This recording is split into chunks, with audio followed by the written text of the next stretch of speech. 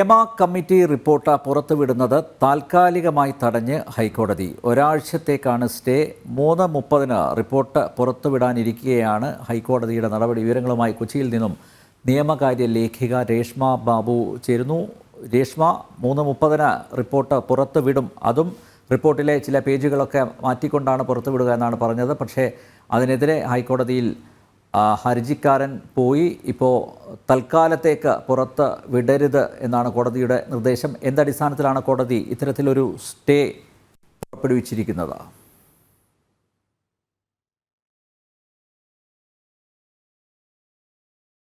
അനിൽനമ്പ്യാർ, Hema committee report 3:30 പുറത്തുവിടാനിരിക്കെ തന്നെയാണ് ഹൈക്കോടതിയുടെ ഭാഗത്തുനിന്നും സ്റ്റേ ഉത്തരവ് വന്നിരിക്കുന്നത്. ജസ്റ്റിസ് PM മനോജ് ഉൾപ്പെട്ട സിംഗിൾ ബെഞ്ചാണ് താൽക്കാലികമായിട്ട് ഹേമ കമ്മിറ്റി റിപ്പോർട്ട് പുറത്തുവിടുന്നത് തടഞ്ഞിരിക്കുന്നത്. ഒരാഴ്ചത്തേക്കാണ് സ്റ്റേ പുറപ്പെടുവിച്ചിരിക്കുന്നത്. അതോടൊപ്പം തന്നെ ഈ ഹർജിയിൽ, അതായത് ചലച്ചിത്ര നിർമ്മാതാവായിട്ടുള്ള സജിമോൻ പാറയിലാണ് ഈ ഹേമ കമ്മിറ്റി റിപ്പോർട്ട് പുറത്തുവിടുന്നതിനെതിരെ ഹൈക്കോടതിയെ സമീപിച്ചത്. പ്രസ്തുത ഹർജിയിൽ ഹൈക്കോടതി എതിർകക്ഷികൾക്ക് നോട്ടീസ് അയച്ചിരിക്കുകയാണ്. എതിർകക്ഷികളുടെ നിലപാട് കൂടി കേട്ട ശേഷമായിരിക്കും തുടർ നടപടികൾ സ്വീകരിക്കുക. ഇന്ന് വലിയ രീതിയിലുള്ള വാദപ്രതിവാദം തന്നെയാണ് ഹർജിക്കാരന്റെ ഭാഗത്തുനിന്നും അതോടൊപ്പം തന്നെ വിവരാവകാശ കമ്മീഷൻ, സംസ്ഥാന സർക്കാർ എന്നിവരുടെ ഭാഗത്തുനിന്നും ഹൈക്കോടതിയിൽ നടന്നത്. പ്രധാനമായിട്ടും വിവരാവകാശ കമ്മീഷൻ ഈ റിപ്പോർട്ട് പുറത്തുവിടുന്നതിനെ അനുകൂലിച്ചുകൊണ്ട്, അതായത് ഹർജിയെ എതിർത്തുകൊണ്ടുള്ള ഒരു നിലപാട് തന്നെയായിരുന്നു ഹൈക്കോടതിയിൽ സ്വീകരിച്ചത്. സംസ്ഥാന സർക്കാരും ഈ ഹർജി നിലനിൽക്കുന്നതല്ല എന്നുള്ള ഒരു നിലപാട് കോടതിയിൽ സ്വീകരിക്കുകയും ചെയ്തു. പ്രധാനമായിട്ടും ഹർജിക്കാരൻ ഉന്നയിച്ച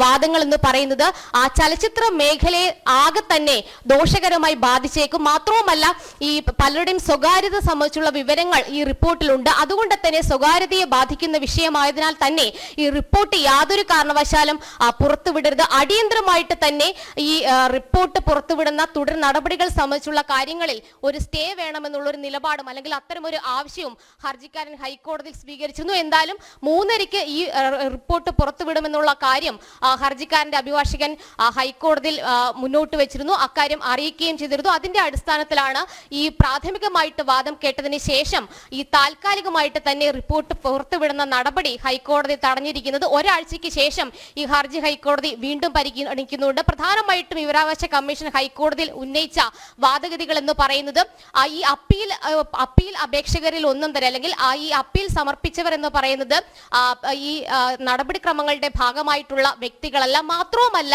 ഈ നിലവിലെ ഹർജിക്കാരൻ ഈ എൻക്വയറി കമ്മീഷന് മുന്നിൽ ഹാജരാകുകയോ അല്ലെങ്കിൽ ഏതെങ്കിലും നടപടിക്രമങ്ങളുടെ ഭാഗമാവുകയോ ചെയ്തിട്ടില്ല. അതുകൊണ്ട് തന്നെ ഈ ഒരു ഹർജി അനുവദിക്കാൻ പാടില്ല എന്നുള്ളത് തന്നെയാണ് വിവരാവകാശ കമ്മീഷൻ ഹൈക്കോടതിയിൽ മുന്നോട്ട് വെച്ച വാദം. മാത്രവുമല്ല, സ്വകാര്യത സംബന്ധിച്ചുള്ള എല്ലാ വിവരങ്ങളും, എല്ലാ സാക്ഷിമൊഴികളും നീക്കം ചെയ്തതിന് ശേഷമാണ് ഈ പേജുകൾ, ഏകദേശം 82 പേജുകൾ, ക്ഷമിക്കണം 233 പേജുകൾ പുറത്തുവിടുന്നത്. ഇത് സംബന്ധിച്ച് നേരത്തെ തന്നെ സ്റ്റേറ്റ് പബ്ലിക് ഇൻഫർമേഷൻ ഓഫീസർ പ്രസ്തുത ഈ അപേക്ഷകർക്ക് നോട്ടീസ് അയക്കുകയും ചെയ്തിരുന്നു. ഏതൊക്കെ ഖണ്ഡികകളാണ് ഒഴിവാക്കുന്നത്, ഇത് സംബന്ധിച്ചുള്ള വിശദാംശങ്ങളും പുറത്തുവിട്ട ഒരു സാഹചര്യമുണ്ട്. അതുകൊണ്ട് തന്നെ ഈ ഹർജിയിൽ ഉന്നയിച്ചിരിക്കുന്ന വാദഗതികൾ നിലനിൽക്കില്ല എന്നുള്ളൊരു നിലപാട് തന്നെയാണ് വിവരാവകാശ കമ്മീഷൻ ഹൈക്കോടതിയിൽ മുന്നോട്ട് വെച്ചത്. സർക്കാർ പറഞ്ഞത് ഈ ഹർജി അപ്പാടെ തള്ളണം. മാത്രവുമല്ല, കൃത്യമായിട്ടുള്ള ഒരു ഉത്തരവ് തന്നെയാണ് വിവരാവകാശ കമ്മീഷൻ. ഒരു നിമിഷം രേഷ്മ, സംസ്ഥാന വനിതാ കമ്മീഷൻ മുൻ അംഗം ഡോക്ടർ ജെ പ്രമീള ദേവി ചേരുന്നു. മാഡം, ഹേമ കമ്മിറ്റി റിപ്പോർട്ട് പുറത്തുവിടുന്നത് ഇപ്പോൾ ഹൈക്കോടതി താൽക്കാലികമായി തടഞ്ഞിരിക്കുകയാണ്. ഇന്ന് 3:30 മണിക്ക് ഈ റിപ്പോർട്ട് പുറത്ത് വിടാനിരിക്കുകയാണ്. ഹൈക്കോടതിയുടെ നടപടി താൽക്കാലികമായിട്ടാണ് തടഞ്ഞിരിക്കുന്നത്. എന്തുകൊണ്ടായിരിക്കാം അത്തരമൊരു നടപടിയിലേക്ക് കോടതി കടന്നത്? പ്രതീക്ഷിച്ചിരുന്നത് ഹേമ കമ്മിറ്റി റിപ്പോർട്ട് പുറത്തുവരും എന്ന് തന്നെയായിരുന്നു.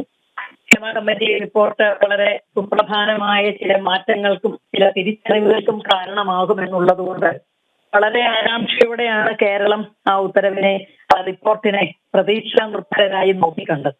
എന്നാൽ തീർച്ചയായും ബഹുമാനപ്പെട്ട ഹൈക്കോടതിക്ക് വളരെ ബലവത്തായ എന്തെങ്കിലും കാരണങ്ങൾ ഉണ്ടാവും. അതിപ്പോൾ പുറത്തുവിടേണ്ടതില്ല, ഒരാഴ്ച സമയം അതിനനുവദിക്കാം, ഒരു ഇൻക്യുബേഷൻ പീരീഡ് അനുവദിക്കാം എന്ന് ചിന്തിക്കുന്നതിന്റെ പിറകിൽ തീർച്ചയായിട്ടും ശക്തമായ കാരണങ്ങൾ ഉണ്ടാകും എന്ന് നമുക്ക് കരുതാം. മാത്രമല്ല, ആ റിപ്പോർട്ട് പുറത്തു വിടേണ്ടതില്ല ഒരിക്കലും എന്നല്ലല്ലോ ബഹുമാനപ്പെട്ട ഹൈക്കോടതി പറഞ്ഞത്. കേവലം ഒരാഴ്ച അത് തടഞ്ഞു വെക്കുക, ഒരാഴ്ചയ്ക്ക് ശേഷം എന്ന് പറയുമ്പോൾ നമുക്ക് കോടതിയുടെ സ്വാഭാവികമായ സുചിന്തിതമായ നിലപാട് ഉൾക്കൊണ്ടുകൊണ്ട് ഒരാഴ്ചയ്ക്ക് ശേഷം പുറത്തു വരുന്ന ഹേമ കമ്മിറ്റി റിപ്പോർട്ട് എന്തൊക്കെ അനുരണനങ്ങളാണ് സമൂഹത്തിൽ ഉണ്ടാക്കാൻ പോകുന്നത്, സിനിമാ മേഖലയെ സ്ത്രീ ജീവിതവുമായി ബന്ധപ്പെട്ട എന്തൊക്കെ ഉൾക്കാഴ്ചകളാണ് നമുക്ക് തരാൻ പോകുന്നത് എന്നതിനെ പറ്റി തന്നെ സംസാരിക്കാം. തീർച്ചയായും ഹേമ കമ്മിറ്റി റിപ്പോർട്ട് ഒരു വലിയ റെവലേഷൻ, ഒരു വെളിപാട് തന്നെ ആയിരിക്കും. അതിന്റെ അടിസ്ഥാനത്തിൽ സിനിമാ മേഖലയിൽ പൊതുവിൽ കലാരംഗത്ത് തന്നെ അല്ലെങ്കിൽ പൊതു സാമൂഹ്യ മണ്ഡലത്തിൽ തന്നെ കാതലായ മാറ്റങ്ങൾ ഉണ്ടാകും എന്ന് നമുക്ക് പ്രതീക്ഷിക്കാം. സംസ്ഥാന വനിതാ കമ്മീഷന്റെ മുൻ ഭാരവാഹി എന്ന നിലയിൽ സ്ത്രീകൾക്ക് മെച്ചപ്പെട്ട ജീവിത സാഹചര്യങ്ങൾ, കൂടുതൽ സുരക്ഷിതമായ തൊഴിലിടങ്ങൾ സൃഷ്ടിക്കപ്പെടുന്നതിന് ഹേമ കമ്മിറ്റി റിപ്പോർട്ട് മാത്രമല്ല ഒരാഴ്ച സമയം കൂടുതൽ എടുത്ത് അതിനെ പഠന വിധേയമാക്കുന്ന അല്ലെങ്കിൽ അത് റിലീസ് ചെയ്യാനുള്ള ഒരു തീരുമാനം എടുത്തതുകൂടി പ്രയോജനപ്പെടും എന്നാണ് ഞാൻ വിശ്വസിക്കുന്നത്. ഡോക്ടർ പ്രമീള ദേവി, ഈ ഹർജിക്കാരൻ അറിയപ്പെടുന്ന ഒരു ഫിലിം പ്രൊഡ്യൂസർ ഒന്നുമല്ല. പക്ഷേ അദ്ദേഹം പറഞ്ഞിരിക്കുന്നത് ഈ റിപ്പോർട്ട് പുറത്ത് വിട്ടുകഴിഞ്ഞാൽ അത് ചലച്ചിത്ര മേഖലയെ ഒന്നാകെ ദോഷകരമായി ബാധിക്കും എന്നാണ് പറഞ്ഞിരിക്കുന്നത്. അപ്പോൾ ഈ ചലച്ചിത്ര മേഖലയിൽ ഇത്തരത്തിലുള്ള പുഴുക്കുത്തുകളുണ്ടെങ്കിൽ അത് ഈ റിപ്പോർട്ടിലൂടെ പുറത്ത് വരേണ്ടതല്ലേ?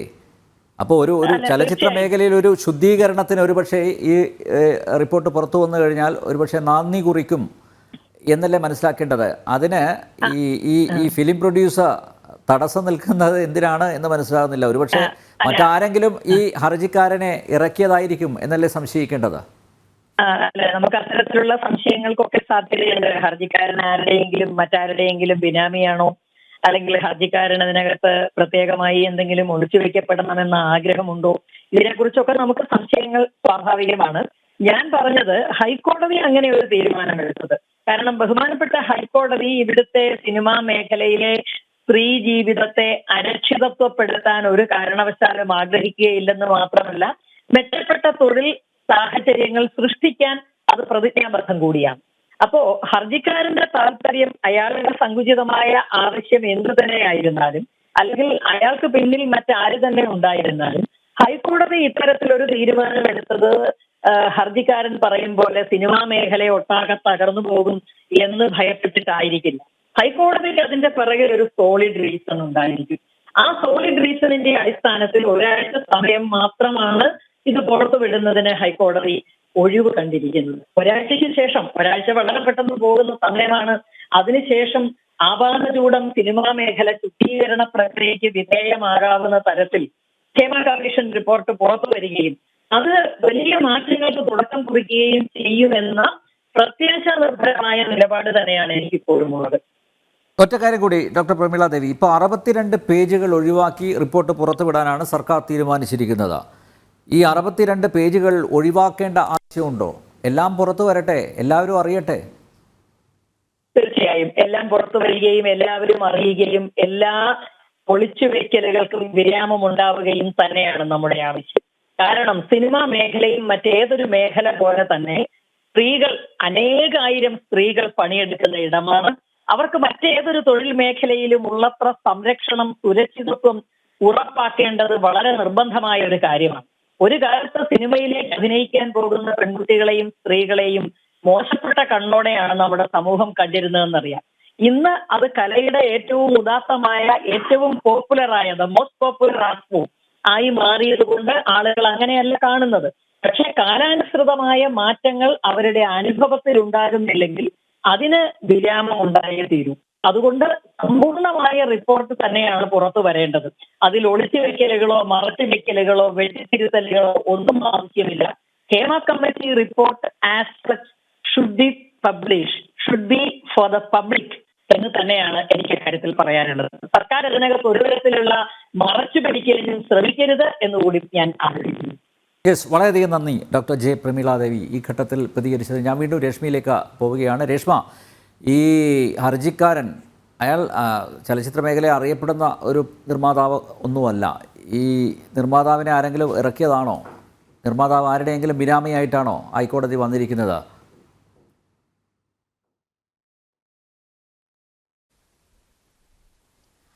നമ്പ്യാർ, പ്രധാനമായിട്ടും ഇത്തരമൊരു വാദഗതി ഇന്ന് വിവരാവകാശ കമ്മീഷൻ ഹൈക്കോടതിയിൽ ഉന്നയിക്കുകയും ചെയ്തിരുന്നു. അതായത് ഹർജിക്കാരന് യാതൊരു തരത്തിലും ഈ എൻക്വയറി കമ്മീഷനുമായിട്ട് ബന്ധപ്പെട്ടുള്ള നടപടികളിൽ ഭാഗമായിട്ടില്ല. അതുകൊണ്ട് തന്നെ മറ്റാർക്കോ വേണ്ടിയിട്ടാണ് ഹർജിക്കാരൻ ഹർജി നൽകിയിരിക്കുന്നത്. അതുകൊണ്ട് ഈ ഹർജി അനുവദിക്കരുത് എന്നുള്ളൊരു വാദം വിവരാവകാശ കമ്മീഷന്റെ അഭിഭാഷകൻ ഹൈക്കോടതിയിൽ മുന്നോട്ട് വെച്ചിരുന്നു. ചലച്ചിത്ര നിർമ്മാതാവ് ആണ് എന്നാണ് ഈ ഹർജിയിലടക്കം ഹർജിക്കാരൻ ഉന്നയിച്ചിരിക്കുന്നത്. മാത്രവുമല്ല, ഈ വാദത്തിനിടയിൽ അദ്ദേഹത്തിന്റെ അഭിഭാഷകൻ പറഞ്ഞിട്ടുള്ളത് ഈ ഹർജിക്കാരന്റെ സ്വകാര്യതയും ബാധിക്കും. ഈ റിപ്പോർട്ട് പുറത്തു വന്നു കഴിഞ്ഞാൽ താൻ ബലിയാടാക്കപ്പെടുകയായിരുന്നു, തന്നെ ഇതിൽ ഉൾപ്പെടുത്തുകയായിരുന്നു തുടങ്ങിയ വാദഗതികളും ഹർജിക്കാരൻ ഹൈക്കോടതിയിൽ മുന്നോട്ട് വെച്ചിട്ടുണ്ട്. എന്തായാലും താൽക്കാലികമായിട്ട് ഈ ഹേമ കമ്മിറ്റി റിപ്പോർട്ട് പുറത്തുവിടുന്നത് ഹൈക്കോടതി തടഞ്ഞിരിക്കുന്നത് ഈ ഹർജിയിൽ ഉന്നയിച്ചിരിക്കുന്ന വിഷയങ്ങളിൽ വിശദമായിട്ട് തന്നെ വാദങ്ങൾ കേൾക്കുവാൻ വേണ്ടിയിട്ടാണ്. ഒപ്പം തന്നെ എതിർകക്ഷികളായിട്ടുള്ള സർക്കാർ, വിവരാവകാശ കമ്മീഷൻ, മാത്രവുമല്ല ഈ അപ്പലേറ്റ് അതോറിറ്റിക്ക് മുന്നിൽ നേരത്തെ വിവരാവകാശ പ്രകാരം അപേക്ഷ സമർപ്പിച്ചവർ, ഈ ഇത്തരം ആളുകളുടെ ഒക്കെ തന്നെ നിലപാട് കൂടി ഹൈക്കോടതിയുടെ മുന്നിൽ കേൾക്കേണ്ടതുണ്ട്. അതുകൊണ്ട് തന്നെയാണ് ഒരാഴ്ചയ്ക്ക് ശേഷം വിശദമായിട്ട് പരിഗണിക്കാനായിട്ട് ഹൈക്കോടതി ഹർജി മാറ്റിയിരിക്കുന്നത്. മറ്റൊരു സുപ്രധാനമായിട്ടുള്ള ഒരു കാര്യം വിവരാവകാശ കമ്മീഷൻ പറഞ്ഞിരിക്കുന്നത്, ഈ ഹർജിക്കാരൻ നൽകിയിട്ടുള്ള ഈ ഒരു ഹർജി എന്ന് പറയുന്നത് അതിന്റെ നിയമപരമായിട്ട് നിലനിൽപ്പില്ല. മാത്രവുമല്ല, ഈ സ്വകാര്യതയെ ഹനിക്കുമെന്ന് പറയുമ്പോൾ ഈ സ്വകാര്യതയെ ഹനിക്കാത്ത വിധം തന്നെ ഈ റിപ്പോർട്ട് പുറത്തുവിടണമെന്നുള്ള ഒരു നിർദ്ദേശം തന്നെയാണ് ഈ വിവരാവകാശ കമ്മീഷണർ പുറത്തിറക്കിയിട്ടുള്ളത്. അത് സംബന്ധിച്ചുള്ള നോട്ടീസ് നേരത്തെ ഈ പബ്ലിക് ഇൻഫർമേഷൻ ഓഫീസർ അതാത് അപേക്ഷകർക്ക് നൽകുകയും ചെയ്തിട്ടുണ്ട്. അവസാന നിമിഷമാണ് ഇത്തരത്തിൽ കോടതിയെ സമീപിച്ചുകൊണ്ടുള്ള ഒരു എതിർപ്പിലേക്ക് ഹർജിക്കാരൻ എത്തിയിരിക്കുന്നത്. 5/7 അതായത് ജൂലൈ 5-ാം തീയതിയാണ് ഇത്തരത്തിലൊരു ഉത്തരവ് ഹേമ കമ്മിറ്റി റിപ്പോർട്ടിലെ സ്വകാര്യത സംബന്ധിച്ചുള്ള ഭാഗങ്ങൾ ഒഴിവാക്കിക്കൊണ്ട് അത് റിപ്പോർട്ട് പുറത്തുവിടണമെന്നുള്ള ഉത്തരവ് വിവരാവകാശ കമ്മീഷൻ പുറത്തുവിടുന്നത്. അതിനുശേഷം 2 ദിവസം മുൻപ് മാത്രമാണ് ഈ ഹർജി ഹൈക്കോടതിയിലേക്ക് എത്തുന്നത്. അതിന് പിന്നിൽ ചില ദുരുദ്ദേശമുണ്ട് എന്നുള്ള വാദവും വിവരാവകാശ കമ്മീഷൻ മുന്നോട്ട് വെച്ചു. പക്ഷേ ഹർജിക്കാരൻ ഹൈക്കോടതി അറിയിച്ചിട്ടുള്ളത് സിനിമാ മേഖലയിലെ പലരുടെ മൊഴികളുണ്ട്, അതുകൊണ്ട് തന്നെ ഇത് സ്വകാര്യതയെ ബാധിക്കും. മാത്രമല്ല, ഈ Puttaswamy versus union of India എന്ന കേസുമായി ബന്ധപ്പെട്ട് സ്വകാര്യത സംബന്ധിച്ചുള്ള സ്വകാര്യതയെ മൗലിക അവകാശമാക്കിക്കൊണ്ടുള്ള വിധി സുപ്രീം കോടതി പുറപ്പെടുവിച്ചിരുന്നു. അതിന്റെ ലംഘനം തന്നെയാണ് ഇത്തരത്തിൽ ഈ റിപ്പോർട്ട് പുറത്തുവിടുന്നതിലൂടെ ഉണ്ടാകുന്നത് എന്നുള്ള വാദവും ഹർജിക്കാരൻ ഹൈക്കോടതിയിൽ വ്യക്തമാക്കിയിരുന്നു. എന്തായാലും താൽക്കാലിക നടപടി എന്നുള്ള രീതിയിൽ തന്നെയാണ് ഹൈക്കോടതി റിപ്പോർട്ട് പുറത്തുവിടുന്നത് തടഞ്ഞിരിക്കുന്നത്. ഒരാഴ്ചത്തേക്കാണ് സ്റ്റേ അനുവദിച്ചിരിക്കുന്നത്. നേരത്തെ തന്നെ 2017 അതായത് ഇതിന്റെ ഒരു പശ്ചാത്തലം പരിശോധിക്കുകയാണെങ്കിൽ നടിയെ ആക്രമിച്ച കേസ് അതിന് പിന്നാലെ തന്നെയാണ് ഈ ചലച്ചിത്ര മേഖലയിലെ പ്രശ്നങ്ങൾ പഠിക്കുവാൻ വേണ്ടിയിട്ട് റിട്ടയർഡ് ജസ്റ്റിസ് ആയിട്ടുള്ള കെ ഹേമയെ കമ്മീഷനായിട്ട് സർക്കാർ നിയോഗിക്കുന്നത്. 2017 ഈ കമ്മീഷനെ നിയോഗിച്ചു. 2019 ഡിസംബർ മാസം കമ്മീഷൻ റിപ്പോർട്ട് നൽകി. ഈ റിപ്പോർട്ട് പലതവണ പുറത്തുവിടണമെന്നുള്ള ഒരു ആവശ്യം WCCയും അതോടൊപ്പം തന്നെ പൊതുസമൂഹത്തിലെ ചിലരും ഉന്നയിച്ച ഒരു സാഹചര്യം ഉണ്ടായിരുന്നു. അന്നൊക്കെ തന്നെ സർക്കാർ എടുത്ത നിലപാടെന്ന് പറയുന്നത് ഇത് സ്വകാര്യതയെ ഹനിക്കുന്ന വിധത്തിലുള്ള വിഷയം. മനുഷ്യാവകാശ പ്രവർത്തക അഡ്വക്കേറ്റ് TB മിനിയും ചേരുന്നു. Advocate mini, Hema committee report പുറത്തു വരും എന്നാണ് എല്ലാവരും പ്രതീക്ഷിച്ചത്. പക്ഷേ ഇപ്പോൾ താൽക്കാലികമായി തടഞ്ഞിരിക്കുകയാണ് ഹൈക്കോടതി. ഒരാഴ്ചത്തേക്കാണ് സ്റ്റേ അനുവദിച്ചിരിക്കുന്നത്. എങ്ങനെ കാണുന്നു? നിങ്ങളെല്ലാവരും വേഴാമ്പലിനെ പോലെ കാത്തിരിക്കുകയായിരുന്നല്ലേ ഹേമ കമ്മിറ്റി റിപ്പോർട്ട് കിട്ടും, നിങ്ങൾക്ക് എല്ലാവർക്കും ഇന്നത്തെ ഒരു വലിയ വാർത്തയാക്കി അത് മാറ്റാമെന്ന് കരുതിയിരിക്കുമ്പോഴാണ് ഇടുത്തി പോലെ അത് സ്റ്റേ കിട്ടിയേക്കുന്നത്. അല്ല, വാർത്തയാവേണ്ടതല്ലേ അഡ്വക്കേറ്റ് മിനി? തീർച്ചയായിട്ടും നമ്മളെല്ലാവരും പ്രതീക്ഷിച്ചിരിക്കുകയായിരുന്നു. നിങ്ങൾ മാത്രമല്ല ഞാനും. ഒരു പരിമിതമായിട്ടാണെങ്കിൽ പോലും ആ റിപ്പോർട്ട് വെളിച്ചം കാണുന്നു, അതിന്റെ അടിസ്ഥാനത്തിൽ എന്തെങ്കിലുമൊക്കെ ചെയ്യാൻ സർക്കാർ തയ്യാറാവുമെന്നും പ്രതീക്ഷിച്ചതാണ്. ഞാൻ പറയാം, ഞാൻ ഇടതുപക്ഷമാണ്, നിങ്ങൾക്കറിയാം. ഇടതുപക്ഷത്തിന് വേണ്ടി പ്രവർത്തിച്ച ഒരാളാണ്, ഇനിയും പ്രവർത്തിക്കുകയും ചെയ്യും. പക്ഷെ ഈ ചെയ്യുന്നത് ശരിയാണെന്നുള്ള ഒരു നിലപാട് എനിക്കില്ല. അങ്ങേയറ്റം തെറ്റായിട്ടുള്ള ഒരു നിലപാടാണ്. ഈ സ്ത്രീകളുടെ വിഷയങ്ങളോടും പോസിറ്റീവായിട്ടുള്ള നിലപാട് സൂക്ഷിക്കുന്ന ഒരു പക്ഷവും ഒരു സർക്കാരുമാണ് എന്നുള്ള ഒരു പ്രതീതിയായിരുന്നു ഈ സർക്കാർ ഉണ്ടാക്കിയത്. അങ്ങനെയാണ് നടി ആക്രമിച്ച കേസുമായി ബന്ധപ്പെട്ടും തുടർന്ന് സിനിമാ മേഖലയിൽ ഇതൊക്കെ ഉണ്ടെന്ന് എല്ലാവർക്കും അറിയാം. പക്ഷെ എന്തെങ്കിലും ഈ പ്രശ്നങ്ങൾ ഒരു ജനാധിപത്യ സമൂഹത്തിൽ സ്ത്രീകളെ ഈക്വലന്റ് ആയിട്ട് കാണുന്ന, അവരുടെ പേഴ്സണാലിറ്റി അംഗീകരിക്കുന്ന രീതിയിൽ അത് ഏറ്റെടുക്കുമെന്ന് കരുതി.